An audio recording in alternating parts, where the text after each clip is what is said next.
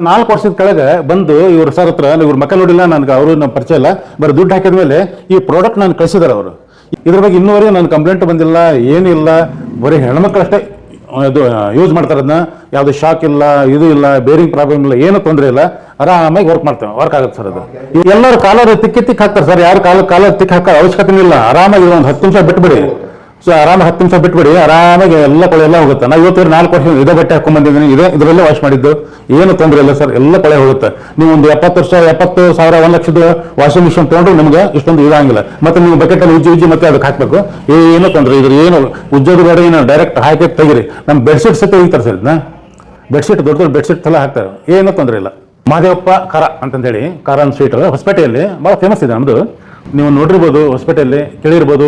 Almost ಅಲ್ಲಿ ಬೆಂಗಳೂರಿಗೆ ಸಿಕ್ಕಾಬಿಟ್ಟೆ ನಮ್ಮದು ಪ್ರಾಡಕ್ಟ್ ಹೋಗುತ್ತೆ. ಬೆಂಗಳೂರಿನಲ್ಲಿ ನಮ್ಮ ಕಸ್ಟಮರ್ ಇದ್ದಾರೆ. ಸ್ವೀಟ್ ಸ್ಟಾಲ್ ಸಲುವಾಗಿ ನಾವು ಮತ್ತೆ ಒಂದು ಸ್ಟೋವ್ ತೊಗೊಳಕ್ಕೆ ಬಂದಿದ್ದೀವಿ.